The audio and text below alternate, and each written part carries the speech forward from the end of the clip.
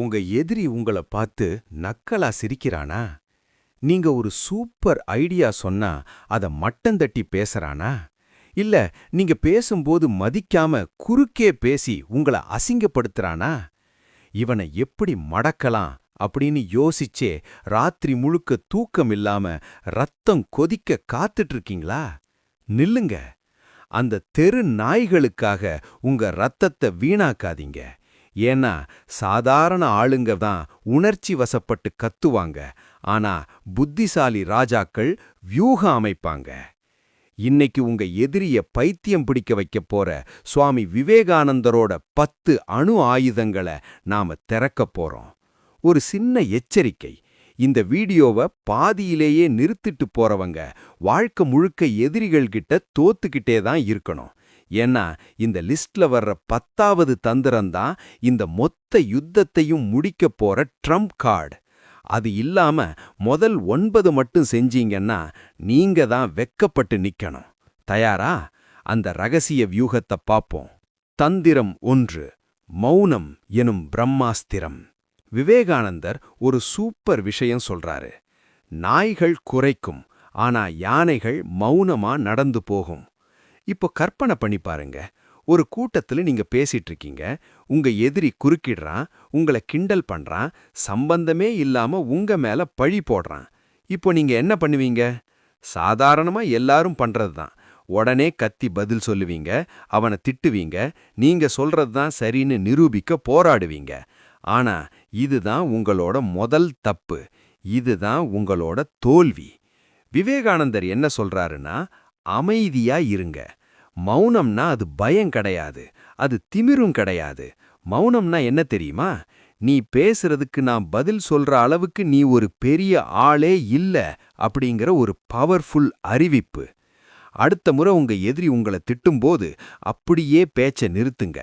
அவன் கண்ண ஒரு நொடி பாவமா பாருங்க. ரொம்ப நேரம் பார்க்காதீங்க. சும்மா ஒரு செகண்ட் பார்த்துட்டு அப்புறம் அவனை ஒரு பொருட்டாவே மதிக்காம உங்க வேலைய பார்க்க ஆரம்பிங்க. அவ்வளவுதான். அவன் மூளை குழம்ப ஆரம்பிக்கும். ஏண்டா இவன் பதிலே சொல்லல, உள்ளுக்குள்ள என்ன பிளான் பண்றான், ஒருவேளை எனக்கு தெரியாம ஏதாவது பெருசா செய்ய போறானா அப்படின்னு 1000 யோசனை அவனுக்குள்ள ஓடும். அந்த எரிச்சல் அவனை உள்ளுக்குள்ளேயே அரிக்கும். நீங்க ஒரு வார்த்தை பேசாம, ஒரு விரல கூட அசைக்காம அவனை தோக்கடிச்சிட்டீங்க. நம்ம ஊர்ல ஒரு பழமொழி உண்டு, பேசாதவன் நான் ஜெயிப்பான். அந்த ரகசியத்தை இப்ப நீங்க கத்துக்கிட்டீங்க. தந்திரம் 2. பாராட்டு எனும் விஷம். விவேகானந்தர் அடுத்து சொல்ற விஷயம் உங்களுக்கு ஆச்சரியமா இருக்கும். அவர் சொல்றாரு, எதிரிய நேசி, அவன் மேல கருணை காட்டு, அவன் செய்யற தப்ப ரசி. என்னடா இது, எதிரிய நேசிக்கணுமா? இது என்ன அகிம்சையான்னு கேக்குறீங்களா?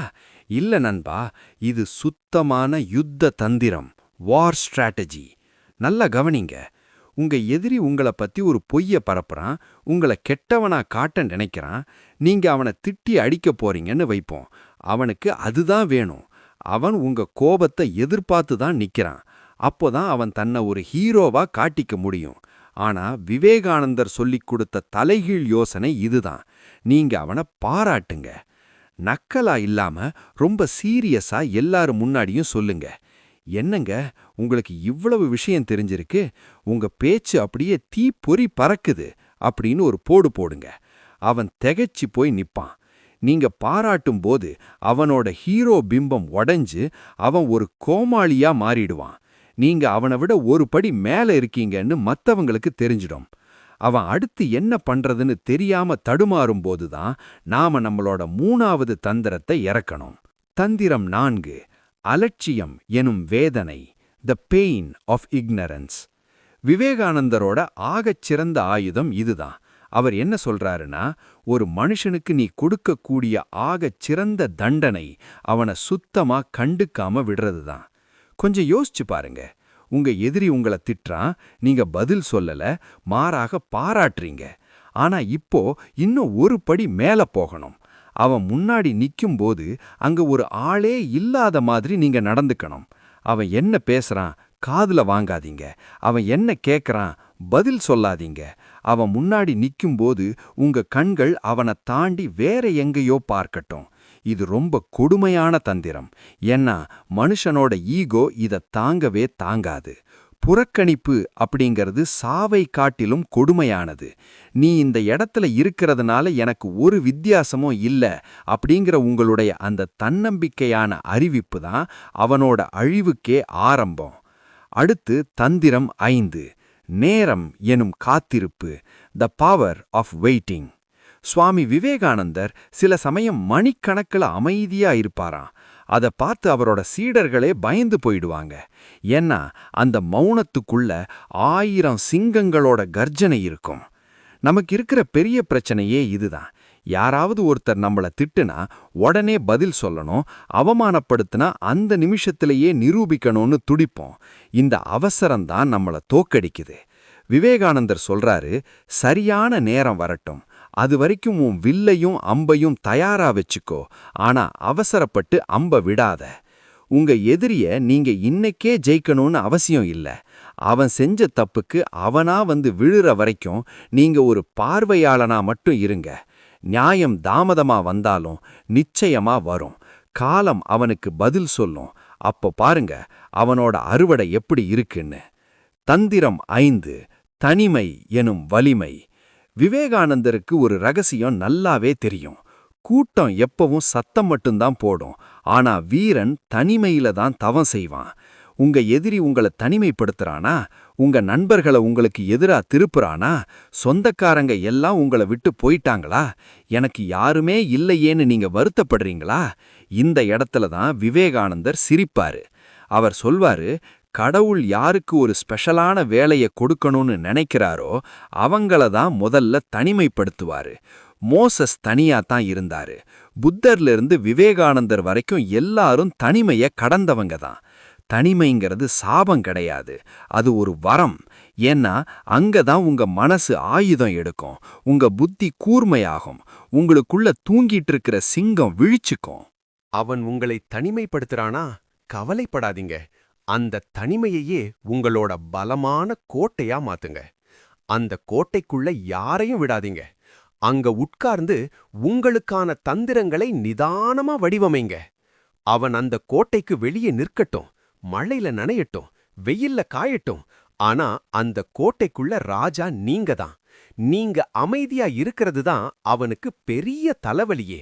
தந்திரம் 6, எதிரியின் ஆயுதத்தை உடைப்பது, பிரேக்கிங் த எனிமீஸ் வெப்பன். சுவாமி விவேகானந்தர் சிகாகோவுல பேசினப்போ ஒரு சம்பவம் நடந்துச்சு. அவருக்கு முன்னாடி பேசினவங்க எல்லாம் பெரிய பெரிய பேராசிரியர்கள். அவங்க எல்லாம் நோட்ஸ் எடுத்து ரிஹர்சல் பண்ணி பில்டப் கொடுத்து பேசினாங்க. ஆனா விவேகானந்தர் கையில் எந்த காகிதமும் இல்லாம மனசுல ஒரு தெளிவோட மேடை ஏறினார். அவர் என்ன பண்ணார் தெரியுமா? எதிரிகளோட ஆயுதத்தையே தன் ஆயுதமா மாத்திக்கிட்டார். அமெரிக்காவின் சகோதர சகோதரிகளே அப்படின்னு ஆரம்பிச்சார். அமெரிக்கா மண்ணுல நின்னு ஒரு அந்நியரை சகோதரன்னு கூப்பிட்ட உடனே எல்லாரும் அதிர்ந்து போயிட்டாங்க. உங்க எதிரி உங்களை நீ ஒரு டம்மி பீஸ், பயந்தாங்குள்ளி, ரொம்ப நல்லவன் அப்படின்னு கிண்டல் பண்றானா? அவனோட அதே வார்த்தையை எடுங்க. ஆமாம், நான் நல்லவன்தான். நல்லவனா இருக்கிறது என்னோட பலவீனம் இல்ல, அது மகாத்மாக்களோட ஆயுதம். மத்தவங்களுக்கு கெடுதல் நினைக்காதது என்னோட வெற்றி அப்படின்னு சொல்லுங்க. அவனோட விஷத்தையே நீங்க மருந்தா மாத்திட்டீங்கன்னா அவனோட கிண்டல் அங்கேயே செத்து போயிடும். தந்திரம் 7, வளர்ச்சி எனும் பழிவாங்குதல், சக்சஸ் ஆஸ் ரிவெஞ்ச். விவேகானந்தர் ஒரு சூப்பர் மந்திரம் சொல்றாரு. எதிரிக்கு நீ வாயால பதில் சொல்லாத, உன் வெற்றியே அவனுக்கு பதிலா இருக்கட்டும். உங்க எதிரி உங்களை தாழ்த்தி பேசுறான், உங்க வருமானத்தை கிண்டல் பண்றான், உங்க குடும்பத்தை விமர்சிக்கிறான்னா உடனே அவன்கிட்ட போய் இல்ல நான் பெரிய ஆளுதான் அப்படின்னு நிரூபிக்க பார்க்காதீங்க. அதுதான் அவனுக்கு வேணும். நீங்க மௌனமா இருங்க, உங்க வேலைய மட்டும் பாருங்க, புதுசு புதுசா கத்துக்குங்க, உங்க வருமானத்தை உயர்த்துங்க, பிசினஸ பெருசாக்குங்க, நல்லா ட்ரெஸ் பண்ணி சந்தோஷமா இருங்க. 1 வருஷம் கழிச்சு அவன் உங்களை பார்க்கும்போது நீங்க எங்கேயோ இருப்பீங்க, அவன் அங்கேயே இருப்பான். அந்த இடத்துல அவனுக்கு வர்ற வலிதான் உண்மையான தீர்ப்பு. விவேகானந்தரை ஆரம்பத்துல பிச்சைக்காரன்னு நினைச்சாங்க. ஆனா அவர் பேசி முடிச்ச அப்புறம் அதே மேடையில அவர் கால்ல விழுந்தாங்க. அவர் வாயால பேசல, அவரோட வெற்றி பேசுச்சு.